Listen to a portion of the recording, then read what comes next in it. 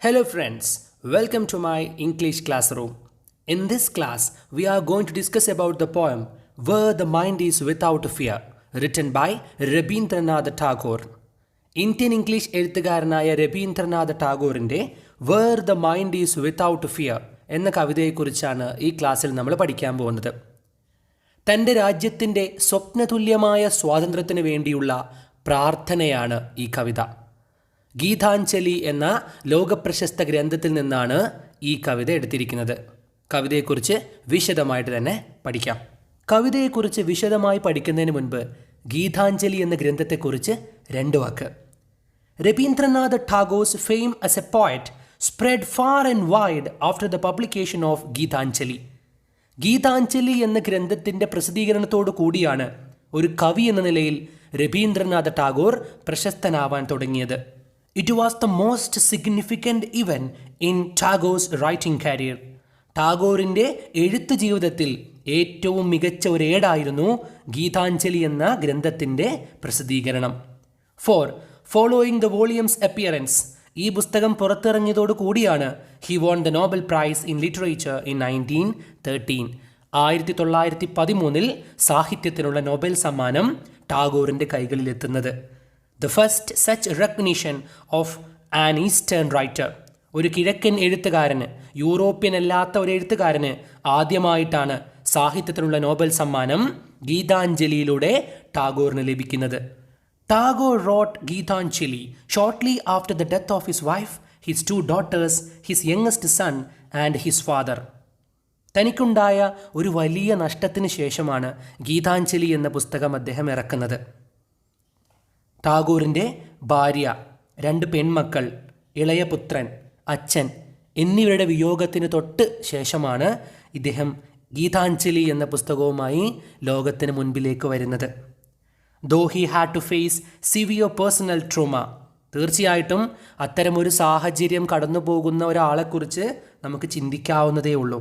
അത്തരത്തിൽ തീവ്രമായ വിഷമഘട്ടത്തിലാണ് അദ്ദേഹം ഈ പുസ്തകം രചിക്കുന്നത്.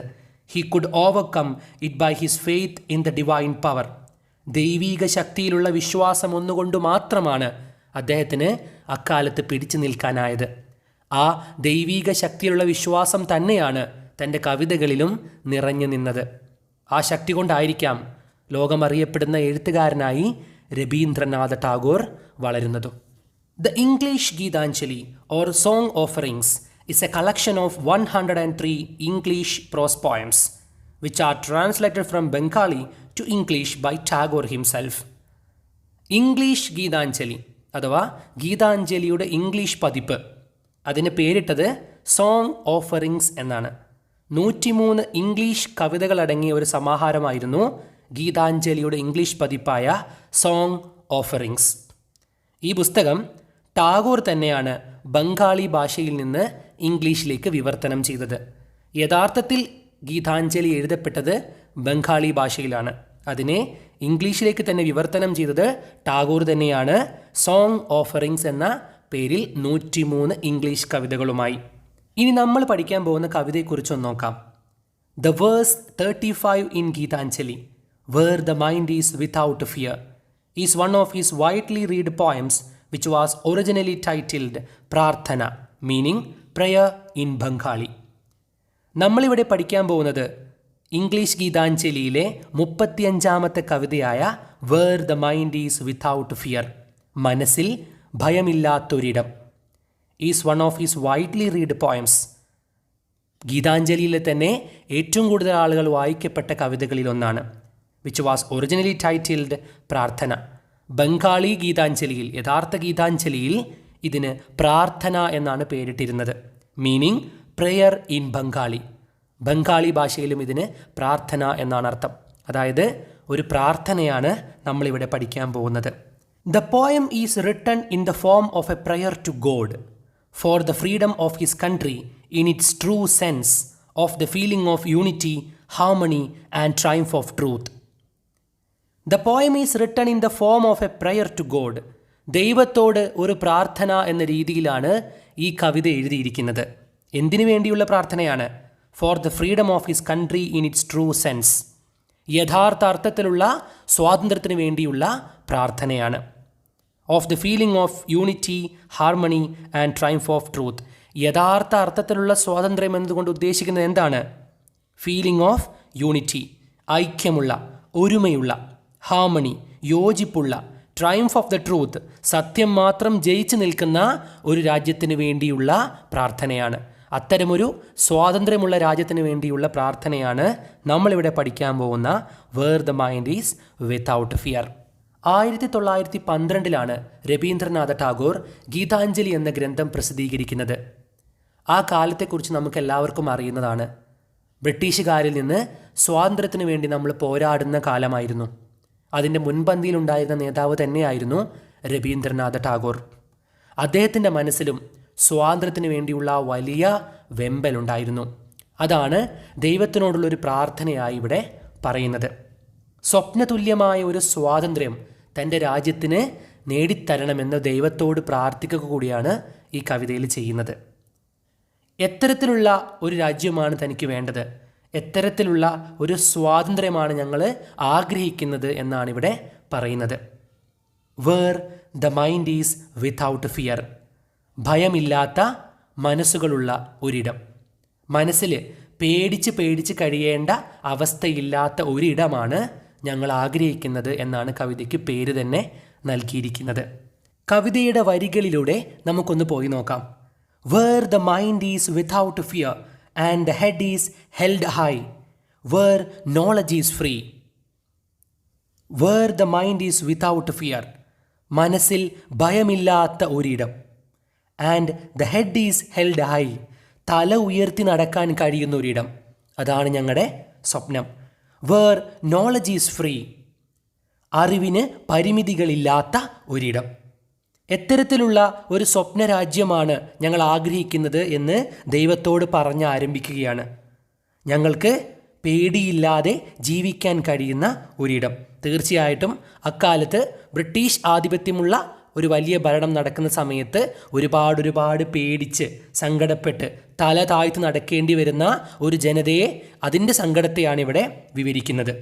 Where the mind is without fear, ഞങ്ങൾക്ക് പേടിയില്ലാതെ മനസ്സുകളുമായിട്ട് ധൈര്യത്തോടെ നടക്കാൻ കഴിയുന്ന ഒരിടമാണ് ഞങ്ങളുടെ സ്വപ്നം. മാത്രമല്ല തല ഉയർത്തിപ്പിടിച്ച് ഞങ്ങൾക്ക് നടക്കാൻ പറ്റണം. അതായത് വിദേശീയർ ഭരിക്കുമ്പോൾ ഒരിക്കലും ഇത് നമുക്ക് നമ്മുടെ നാടായിട്ട് മുഴുവനായിട്ട് എൻജോയ് ചെയ്യാൻ പറ്റുന്നില്ല. അതുകൊണ്ട് ഞങ്ങൾ പല കാര്യങ്ങളിലും തല താഴ്ത്തിയാണ് നടക്കുന്നത്. അതുകൊണ്ട് ഞങ്ങളുടെ ആഗ്രഹം തല ഉയർത്തിപ്പിടിച്ച് നടക്കാൻ കഴിയുന്ന ഒരിടമാണ്. വേർ നോളജ് ഈസ് ഫ്രീ, അറിവിന് പരിമിതികളില്ലാത്ത ഒരിടം കൂടിയാണ് ഞങ്ങളുടെ ലക്ഷ്യം. നോളജ് ഇവിടെ അറിവാണ് ഉദ്ദേശിക്കുന്നത്. അതായത് എല്ലാവർക്കൊന്നും പഠനം സാധ്യമാകാത്ത ഒരു കാലത്താണല്ലോ ഈ കവിത എഴുതുന്നത്. അതുകൊണ്ട് തന്നെ ഞങ്ങളെ ഇവിടെ എല്ലാവർക്കൊന്നും അറിവ് ലഭിക്കുന്നില്ല. അത് അവർ ആഗ്രഹിക്കുന്ന ബ്രിട്ടീഷുകാർ ആർക്കാണോ അവർക്ക് മാത്രമാണ് വിദ്യാഭ്യാസമൊക്കെ ലഭിക്കുന്നത്, അറിവുകൾ നേടാനാകുന്നത്. പക്ഷേ ഞങ്ങളുടെ ആഗ്രഹം അതല്ല. വേർ നോളജ് ഈസ് ഫ്രീ, അറിവിന് പരിമിതികളില്ലാത്ത, എല്ലാവർക്കും അറിവ് നേടാൻ കഴിയുന്ന ഒരു രാജ്യമാണ് ഞങ്ങളുടെ ആഗ്രഹം. Where the world has not been broken up into fragments by narrow domestic walls, where words come out from the depth of truth, where tireless striving stretches its arms towards perfection. തൻ്റെ സ്വപ്നരാജ്യത്തെക്കുറിച്ച് കവി ഇവിടെ വാചാലനാവുകയാണ് ചെയ്യുന്നത്. ഒരുപാട് അർത്ഥങ്ങൾ അടങ്ങിയ വരികളിലൂടെയാണ് നമ്മളിനി കടന്നു പോകുന്നത്. Where the world has not been broken up into fragments, കഷ്ണങ്ങളായി വേർതിരിയാത്ത ഒരു ലോകമാണ് ഞങ്ങളുടെ സ്വപ്നം. ബൈ നാരോ ഡൊമസ്റ്റിക് വാൾസ്, ഇടുങ്ങിയ ചുമരുകളാൽ അല്ലെങ്കിൽ ഇടുങ്ങിയ മതിലുകളാൽ വേർതിരിക്കാത്ത ഒരു ലോകമാണ് ഞങ്ങൾക്ക് വേണ്ടത്. ജനങ്ങൾക്കിടയിൽ ഭിന്നതയില്ലാത്ത ഒരു രാജ്യമാണ് ഞങ്ങളുടെ സ്വപ്നം എന്നാണ് ഇവിടെ പറയുന്നത്. ഇവിടെ കഷ്ണങ്ങളായി വേർതിരിയാത്ത, broken up into fragments, കഷ്ണമായി വേർതിരിയാത്ത. എങ്ങനെയാണ് വേർതിരിയാത്തതെന്ന് പറയുന്നത്? By narrow domestic walls. Narrow എന്ന് വെച്ചാൽ ഇടുങ്ങിയ, ഡൊമസ്റ്റിക് വാൾസ് ചുമരുകൾ, വീട്ടകങ്ങൾ അല്ലെങ്കിൽ മതിലുകൾ. ഇത്തരത്തിൽ ഓരോ വീടുകളും ഓരോ ആളുകളും മതിൽക്കെട്ടുകളാൽ വേർതിരിയാത്ത ഒരു ലോകമാണ്. ആളുകൾക്കിടയിൽ ചുമരുകളുള്ള ഒരു ലോകമല്ല ഞങ്ങളുടെ സ്വപ്നം. മറിച്ച് എല്ലാവരും ഒന്നിച്ച് ഒരുമയോടെ കഴിയുന്ന ഒരു ലോകത്തെയാണ് ഞങ്ങൾ സ്വപ്നം കാണുന്നത്. അതായത് ഇവിടെ കൃത്യമായി കവി ഉദ്ദേശിക്കുന്നത് ജനങ്ങളെ പല തട്ടുകളായി വിഭജിക്കുന്ന, അതായത് ജാതി, മതം, ദേശം, ഭാഷ എന്നിങ്ങനെ രീതിയിൽ ജനങ്ങളെ വേർതിരിക്കാത്ത ഒരു ലോകമാണ് ഞങ്ങളുടെ സ്വപ്നമെന്നാണ്. ഇവിടെ ജനങ്ങളെ നമ്മൾ ഈ പറയുന്ന ബ്രിട്ടീഷ് ഇന്ത്യയിൽ വേർതിരിച്ച് വെച്ചിരിക്കുകയാണ്. ഇന്നും ഇന്ത്യയിൽ മറ്റൊരു രൂപമല്ല എന്ന് നമുക്ക് കാണാനൊക്കെ സാധിക്കും. പക്ഷേ ആ സ്വപ്നം കാണുന്ന സമയത്ത്, സ്വാതന്ത്ര്യം എന്ന വലിയ സ്വപ്നം കാണുന്ന സമയത്ത് ടാഗോർ കാണുന്ന ഏറ്റവും വലിയ ആഗ്രഹമെന്ന് പറയുന്നത്, അദ്ദേഹം ആഗ്രഹിക്കുന്ന ഏറ്റവും വലിയ കാര്യമെന്ന് പറയുന്നത് ഇത്തരത്തിൽ പല പല വിഭാഗങ്ങളായിട്ട് ജാതി, മതം, ദേശം, ഭാഷ എന്ന രീതിയിലും മറ്റ് പല രീതികളിലും മനുഷ്യനെ വേർതിരിക്കുന്ന ഒരു ഇന്ത്യയാണ് അന്ന് ടാഗോർ കാണുന്നത്. ബ്രിട്ടീഷ് ഭരണകാലത്ത് ഉണ്ടായിരുന്ന ഇത്തരം വേർതിരിവുകളെയാണ് ഇവിടെ കൃത്യമായി വിവരിക്കുന്നത്. അത്തരം വേർതിരിവുകളിൽ മനംനൊന്താണ് കവി ഇങ്ങനെ പറയുന്നത്: where the world has not been broken up into fragments by narrow domestic walls. ഇടുങ്ങിയ ചുമരുകളാൽ കഷ്ണം കഷ്ണമായി വേർതിരിഞ്ഞു പോകാത്ത ഒരു ലോകമാണ് ഞങ്ങൾ ആഗ്രഹിക്കുന്നത്. അത്തരമൊരു സ്വപ്നരാജ്യമാണ് ദൈവമേ ഞങ്ങൾക്ക് നൽകേണ്ടത്. Where the words come out from the depth of truth. സത്യത്തിൻ്റെ ആഴങ്ങളിൽ നിന്ന് വാക്കുകൾ വരുന്ന ഒരു ജനതയാണ് ഞങ്ങൾ ആഗ്രഹിക്കുന്നത്. എത്തരത്തിലുള്ള ആളുകളാണ്? ആളുകൾ സത്യസന്ധരായിരിക്കണമെന്നാണ് കവി ആഗ്രഹിക്കുന്നത്. വേർ വേർഡ്സ് കം ഔട്ട്, ആ ആളുകളുടെ, ഞങ്ങളുടെ സ്വപ്നരാജ്യത്തിൽ സ്വാതന്ത്ര്യം ലഭിച്ച ഞങ്ങളുടെ രാജ്യത്ത് എങ്ങനെയായിരിക്കണം? ആളുകൾ സത്യസന്ധമായി കാര്യങ്ങൾ പറയുന്നവരായിരിക്കണം. വേർഡ്സ് കം ഔട്ട്, വാക്കുകൾ പുറത്തു വരേണ്ടത് എങ്ങനെയാണ്? From the depth of the truth, സത്യത്തിൻ്റെ ആഴങ്ങളിൽ നിന്നായിരിക്കണം. അതായത് നുണ പറഞ്ഞ് ആളുകളെ പറ്റിച്ച് ജീവിക്കുന്ന ഒരു വിഭാഗമായിരിക്കരുത്. ഇന്ന് ബ്രിട്ടീഷ് ഇന്ത്യയിലുള്ള പോലുള്ള ഒരു ജീവിതമായിരിക്കരുത്. മറിച്ച് സത്യസന്ധരായ, കാര്യങ്ങൾ ഹൃദയത്തിൻ്റെ അടിത്തട്ടിൽ നിന്ന് സത്യസന്ധമായി പറയാൻ കഴിയുന്ന ഒരു ലോകത്തായിരിക്കണം ഞങ്ങളുടെ സ്വപ്നരാജ്യം ഉണ്ടാവേണ്ടത്. Where tireless striving stretches its arms towards perfection. പൂർണ്ണത കൈവരിക്കാൻ വേണ്ടി അഹോരാത്രം പരിശ്രമിക്കുന്ന കൈകളാണ് ഞാൻ സ്വപ്നം കാണുന്നത്. വേർ ടയർലെസ്, ക്ഷീണിക്കാത്ത, സ്ട്രൈവിംഗ്, പരിശ്രമം, സ്ട്രെച്ചസ്, നീട്ടുക, പെർഫെക്ഷൻ, പൂർണ്ണത. പൂർണ്ണത കൈവരിക്കാൻ വേണ്ടിയിട്ട്, ഏറ്റവും മികച്ച കാര്യത്തിലേക്ക് എത്താൻ വേണ്ടിയിട്ട് ടയർലെസ്, സ്ട്രൈവിംഗ്, ക്ഷീണിക്കാത്ത പരിശ്രമമാണ് ഞാൻ ആഗ്രഹിക്കുന്നത്. സ്ട്രെച്ചസ് ഇറ്റ്സ് ആംസ്, ഇത്തരത്തിൽ ക്ഷീണിക്കാത്ത പരിശ്രമം കൈകൾ നീട്ടണം. എങ്ങോട്ട്? പെർഫെക്ഷനിലേക്ക്, പൂർണ്ണതയിലേക്ക്. പൂർണ്ണത കൈവരിക്കാൻ വേണ്ടി അഹോരാത്രം പരിശ്രമിക്കുന്ന ഒരു കൂട്ടം ജനവിഭാഗമാണ് എൻ്റെ സ്വപ്നത്തിലുള്ളത്. ഇവിടെ ശാസ്ത്ര സാങ്കേതിക മേഖലയിൽ നമ്മുടെ രാജ്യം കൈവരിക്കേണ്ടതിനെക്കുറിച്ച്, അതിൽ നമ്മൾ പെർഫെക്ഷൻ കൈവരിക്കേണ്ടതിനെക്കുറിച്ചാണ് കവി ഉദ്ദേശിക്കുന്നത് എന്ന് മനസ്സിലാക്കാം. നമ്മൾ ഒരിക്കലും നിർത്താൻ പാടില്ല, ഒരിക്കലും ആ വലിയ ശ്രമം അവസാനിപ്പിക്കാൻ പാടില്ല. കാരണം ഇത് ടയർലെസ് സ്ട്രൈവിംഗ് ആയിരിക്കണം, ക്ഷീണിക്കാത്ത പരിശ്രമമായിരിക്കണം. എങ്ങോട്ട്? സ്ട്രെച്ചസ് ഇറ്റ്സ് ആംസ് ടുവേർഡ്സ്, നമ്മൾ കൃത്യമായി കൈകൾ നീട്ടണം. നമ്മുടെ ലക്ഷ്യം എന്തായിരിക്കണം? പെർഫെക്ഷൻ, അത് പൂർണ്ണതയായിരിക്കണം. കാര്യങ്ങൾ കൃത്യമായി മനസ്സിലാക്കാനുള്ള ആഗ്രഹമുള്ള, ശാസ്ത്ര സാങ്കേതിക മേഖലയിൽ വരെ വലിയ കഴിവുകളുള്ള, ആഗ്രഹങ്ങളുള്ള ഒരു ജനവിഭാഗമായി ഞങ്ങളെ മാറ്റണം. തൻ്റെ ശക്തമായ ആശയങ്ങളിലൂടെ കവിത മനോഹരമായി അവസാനിപ്പിക്കുന്നത് എങ്ങനെയാണെന്ന് നോക്കാം. Where the clear stream of reason has not lost its way into the dreary desert sand of dead habit. Where the mind is led forward by thee into ever-widening thought and action. Into that heaven of freedom, my Father, let my country awake. എങ്ങനെയുള്ള ഒരു നാടാണ് തനിക്ക് വേണ്ടത് എന്ന് വളരെ വ്യക്തമായി, ശക്തമായി പറഞ്ഞ് കവിത അവസാനത്തിലേക്ക് വരികയാണ്. Where the clear stream of reason has not lost its way. Reason എന്നിവിടെ ഉദ്ദേശിക്കുന്നത് വിവേകത്തെയാണ്. വിവേകം ഇവിടെ എങ്ങനെയാണ്? Clear stream, തെളിച്ചമുള്ള ഒരരുവിയാണ്. തെളിച്ചമുള്ള അരുവി. ഹാസ് നോട്ട് ലോസ്റ്റ് ഇറ്റ്സ് വേ, ദിശ തെറ്റാത്ത ഒരിടമാണ് താൻ സ്വപ്നം കാണുന്നത്. അതായത് വിവേകമാകുന്ന ഈ അരുവി കൃത്യമായി വഴിതെറ്റാതെ സഞ്ചരിക്കുന്ന ഒരിടം. എങ്ങോട്ട് വഴിതെറ്റരുത്? Into the dreary desert sand of dead habit. Dreary, dark, ഇരുണ്ട. ഡെസേർട്ട് സാൻഡ്, മരുഭൂമിയിലെ മണൽത്തിട്ടയിലേക്ക്. അതായത് ഇരുണ്ട മരുഭൂമിയിലെ മണൽത്തിട്ടയിലേക്കാവരുത്. Of dead habit. Dead habit എന്നുകൊണ്ട് ഇവിടെ ഉദ്ദേശിക്കുന്നത് കാലഹരണപ്പെട്ട ശീലങ്ങളെയാണ്. നമ്മൾ ഒഴിവാക്കേണ്ട അന്ധവിശ്വാസങ്ങളെയും അനാചാരങ്ങളെയുമാണ്. ഇത്തരത്തിൽ വിവേകമുള്ള ഒരു അരുവിയാവണം, വിവേകം ഒരരുവിയായി മാറണം. പക്ഷേ അതിന് വഴിതെറ്റാൻ പാടില്ല. അത് വഴിതെറ്റി കാലഹരണപ്പെട്ട ശീലങ്ങളിലേക്ക് പോകാൻ പാടില്ല. ഇവിടെ മരുഭൂമിയിലെ ഇരുണ്ട മണൽത്തിട്ടയിലേക്ക് പോകാൻ പാടില്ല. വളരെ സുഗമമായി ഒഴുകാൻ കൊതിക്കുന്ന ഒരു അരുവിയെയോ നദിയെയോ മരുഭൂമിയിലെ മണൽത്തിട്ട അതിന് അനുവദിക്കില്ല. കൃത്യമായി ഒഴുകാൻ കഴിയാത്തൊരിടമാണ് മരുഭൂമി. അതുകൊണ്ട് തന്നെ dreary desert sand of dead habit എന്നിവിടെ ഉദ്ദേശിക്കുന്നത് ഇരുണ്ട മരുഭൂമിയിലെ മണൽത്തിട്ട. എന്താകുന്ന മണൽത്തിട്ട? ഓഫ് ഡെഡ് ഹാബിറ്റ്, കാലഹരണപ്പെട്ട ശീലങ്ങളാകുന്ന ഇരുണ്ട മരുഭൂമിയിലെ മണൽത്തിട്ടയിലേക്ക് ഒഴുകുന്ന ഒരു അരുവിയല്ല ഞാൻ സ്വപ്നം കാണുന്നത്. ഇവിടെ ഉദ്ദേശിക്കുന്നത് മുഴുവൻ നമ്മുടെ രാജ്യത്ത് അക്കാലത്ത് നിലനിന്നിരുന്ന അനാചാരങ്ങളെയും അന്ധവിശ്വാസങ്ങളെയുമാണ്. അത്തരത്തിൽ വിവേകമുള്ള ഒരു ജനതയെയല്ല എനിക്ക് വേണ്ടത്. അങ്ങോട്ട് ഒഴുകിപ്പോകുന്ന ഒരു കൂട്ടം ആളുകളെ അല്ല എനിക്ക് വേണ്ടത്. മറിച്ച് stream of reason has not lost its way, അങ്ങോട്ട് വഴിതെറ്റാത്ത അന്ധവിശ്വാസങ്ങളുടെ അനാചാരങ്ങളുടെ ആ മരുഭൂമിയിലേക്ക് വഴിതെറ്റിപ്പോകാത്ത നല്ല വിവേകമുള്ള ഒരു കൂട്ടം ജനതയാണ് എനിക്കുണ്ടാവേണ്ടത്. അത്തരം ഒരു രാജ്യമാണ് ഞാൻ സ്വപ്നം കാണുന്നത്. വളരെ ശക്തമായ രീതിയിൽ അത്തരം കാര്യങ്ങളെ, അന്നത്തെ അനാചാരങ്ങളെ, വിശ്വാസങ്ങളെ എല്ലാം എതിർക്കുകയാണ് കവി ചെയ്യുന്നത്. Where the mind is led forward by thee into ever widening thought and action.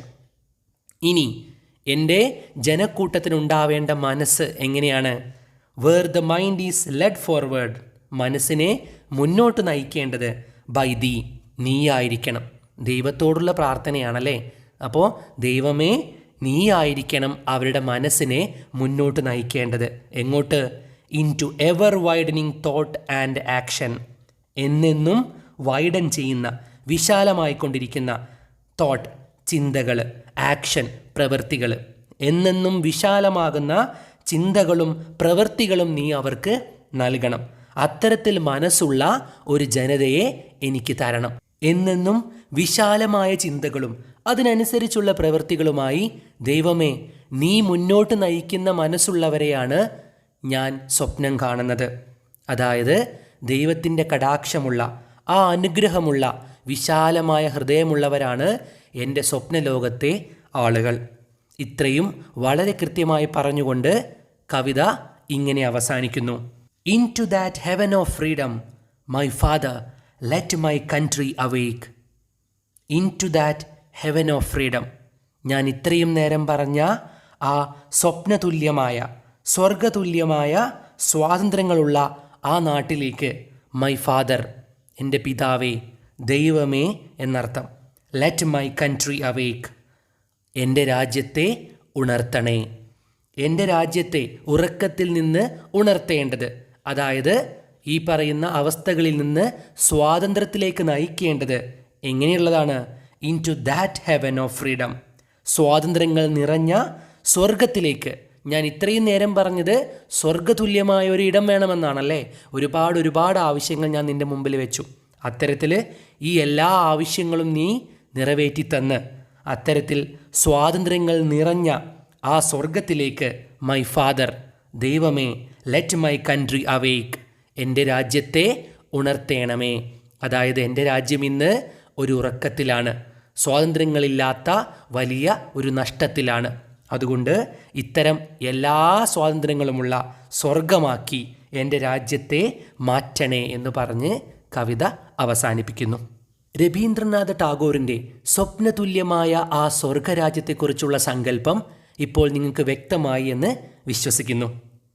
മനസ്സിൽ ഭയമില്ലാത്ത, തല ഉയർത്തിപ്പിടിച്ച് നടക്കാൻ കഴിയുന്ന, അറിവിന് പരിമിതികളില്ലാത്ത, മതിൽക്കെട്ടുകളാൽ വിഭജിക്കപ്പെടാത്ത, സത്യസന്ധമായി സംസാരിക്കാൻ കഴിയുന്ന, പൂർണ്ണതയ്ക്ക് വേണ്ടി പരിശ്രമിക്കുന്ന, തെറ്റുകളിലേക്ക് പോകാതെ വിവേകത്തോടെ ഒഴുകുന്ന, ദൈവം മുന്നോട്ട് നയിക്കുന്ന മനസ്സും വിശാലമായ ചിന്തകളും പ്രവൃത്തികളുമുള്ള ഒരു ലോകത്തെയാണ് താൻ സ്വപ്നം കാണുന്നത്.